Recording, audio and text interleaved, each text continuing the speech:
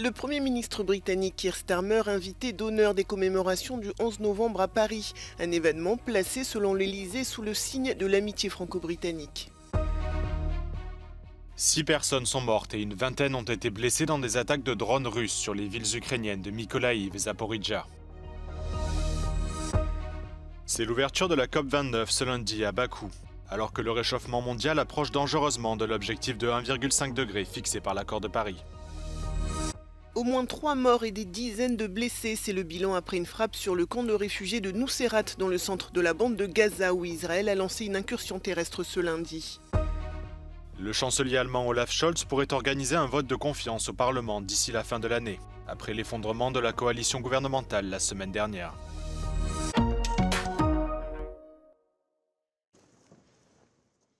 Sur le perron de l'Élysée, Emmanuel Macron accueille ce lundi un invité d'honneur, le Premier ministre Keir Starmer.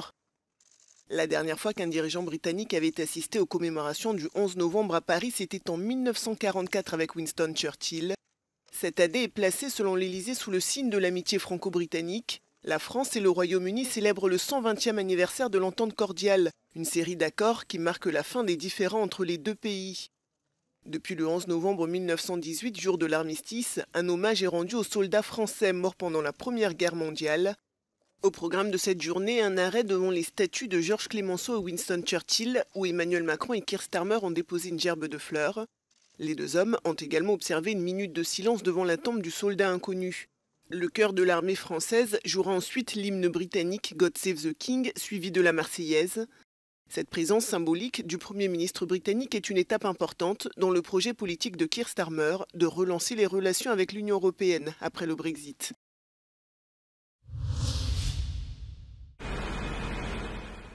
Six personnes sont mortes et une vingtaine ont été blessées dans des attaques de drones russes sur les villes ukrainiennes de Mykolaïv et Zaporijjia. Le maire de Mykolaïv affirme que la Russie a attaqué la ville dans la nuit de dimanche à lundi à l'aide de drones kamikazes, détruisant une maison et endommageant un immeuble résidentiel. Dans le même temps, à Zaporijjia, 3 frappes russes distinctes ont touché des bâtiments résidentiels, faisant un mort et une vingtaine de blessés. Les opérations de secours et l'évacuation des habitants se poursuivent. Ces attaques surviennent alors que la Russie a lancé sa plus grande attaque de drones sur l'Ukraine depuis le début de l'invasion. Les défenses aériennes ukrainiennes ayant détecté un nombre record de 145 drones dans la nuit de samedi à dimanche. Kiev a répliqué en lançant également une attaque massive de drones sur Moscou et sa banlieue. Lundi matin, l'armée de l'air ukrainienne a lancé un message d'alerte sur Telegram, évoquant un danger de missiles dans toute l'Ukraine, alors que 8 bombardiers russes ont décollé en direction du pays.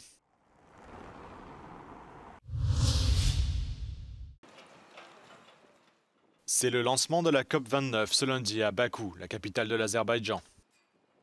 Des représentants de nombreux pays se rassemblent jusqu'au 22 novembre pour essayer de trouver des solutions face au changement climatique, alors que le réchauffement mondial s'approche dangereusement de l'objectif de 1,5 degré fixé par l'accord de Paris.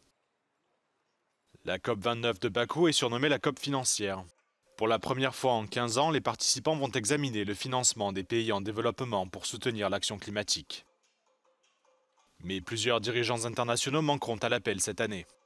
Emmanuel Macron, Vladimir Poutine et Joe Biden seront absents de la COP29. De même que la présidente de la Commission européenne, Ursula von der Leyen, et le Premier ministre néerlandais, Dick Schoof. We need to consolidate all the efforts of all countries because it's only with consolidation, with the good motivation for all the participants we have the chance to have a success. I think the main role for Baku COP, for Azerbaijan, for COP29 team to be the interconnector between the developing countries and developed, between the south and north, between east and west. Euronews a rencontré la championne de l'ONU pour le changement climatique à la COP29. Selon elle, il est nécessaire d'impliquer activement le secteur privé. And when we speak about the green transition, we speak about the new types of economy overall. So the role of the private sector in the global climate action is absolutely crucial. It's so important because private sector is coming with technologies, with innovation, with I don't know, consumer behavior, so they can influence consumer behavior. So it's important to engage with private sector. Experts say concrete results must be achieved in Baku in order to make progress toward the Paris Agreement's goals. Despite last year's gains, negotiations on the new climate targets have exposed divisions among countries. Meanwhile, the talks are unfolding in a very complex geopolitical scenario. Giorgio Orlandi for Euronews in Baku, Azerbaijan.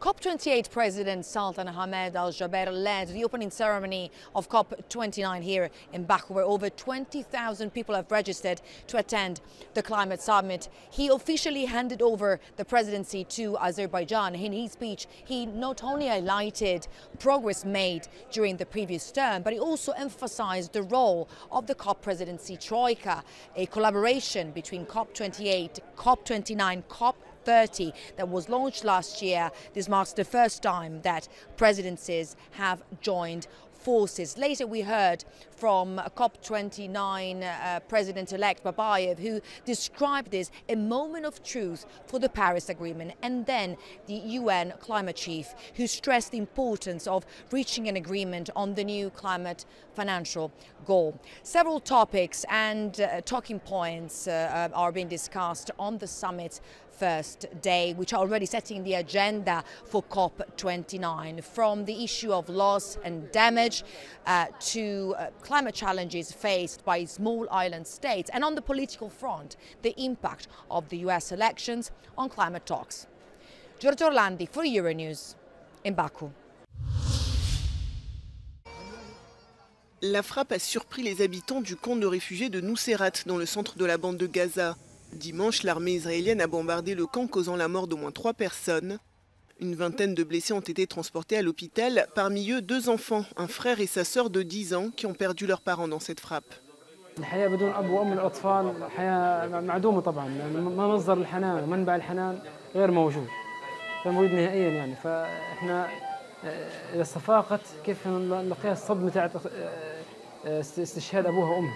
Ce lundi, des chars israéliens sont entrés dans le camp de réfugiés de Nuseirat dans le cadre d'une incursion terrestre. Dans le nord de l'enclave aussi, Tsahal intensifie ses frappes, une situation dramatique pour les civils et qui alarme les ONG. Israel is currently perpetrating ethnic cleansing in the northern Gaza Strip.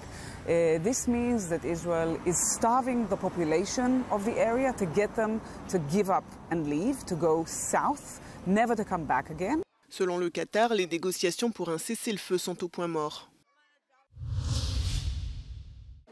Dispositif de sécurité renforcé ce jeudi pour la rencontre de football France-Israël. 2500 policiers et gendarmes seront déployés aux abords du Stade de France et 1500 dans Paris et dans les transports publics. Le préfet de police de Paris, Laurent Nunez, a annoncé qu'un périmètre de sécurité antiterroriste serait mis en place autour du stade et que la police ne tolérerait aucune violence.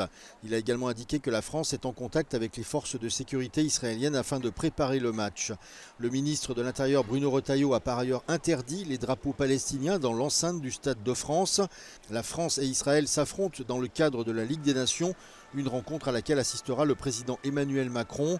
A noter que le match ne provoque pas l'enthousiasme des supporters puisqu'à peine 20 000 billets ont été vendus sur les 80 000 possibles. Ce dispositif de sécurité inhabituel fait suite aux violences qui ont éclaté jeudi dernier à Amsterdam en marge d'un match entre l'Ajax et le Maccabi Tel Aviv. Une vidéo circulant en ligne avant le match montrait une foule de hooligans israéliens scandant des insultes anti-arabes sur le chemin du stade. À la fin de la rencontre, des jeunes en scooter se sont lancés à la recherche de supporters israéliens, les poursuivant et les frappant à coups de poing et de pied dans des attaques apparemment inspirées par des appels lancés sur les réseaux sociaux. Les images nombreuses de ces agressions ont été relayées toute la soirée sur ces derniers. 5 personnes ont été soignées à l'hôpital et une soixantaine ont été arrêtées après ces attaques qui ont été condamnées par les autorités néerlandaises, israéliennes et plus largement dans toute l'Europe.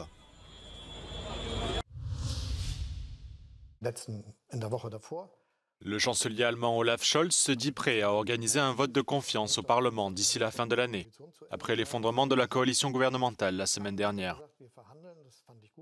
Olaf Scholz avait initialement prévu le vote pour le 15 janvier. Mais face à la pression croissante de l'opposition, il pourrait désormais l'organiser avant Noël. Ce qui ouvrirait la voie à des élections anticipées en début d'année prochaine. Le chancelier allemand a déclaré la semaine dernière que l'Allemagne avait besoin rapidement d'un nouveau gouvernement légitime. Il paraît fort probable qu'Olaf Scholz perde le vote de confiance. Dans ce cas, le président allemand Frank-Walter Steinmeier aura 21 jours pour dissoudre le Bundestag. Et de nouvelles élections devront avoir lieu dans les 60 jours.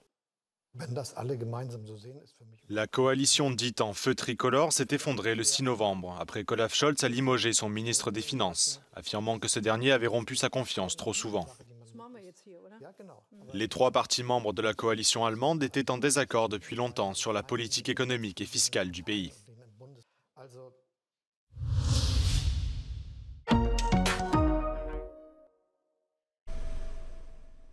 C'est un nouveau record du monde qui vient d'être établi par deux Allemands en slackline.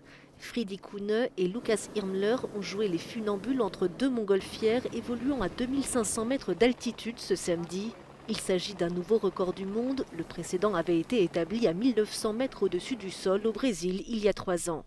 Il faut dire que les deux amis ont d'autres records à leur actif. Friedi Kuhne est un spécialiste du highlining qui consiste à tenir en équilibre sur des cordes en altitude sans dispositif de sécurité.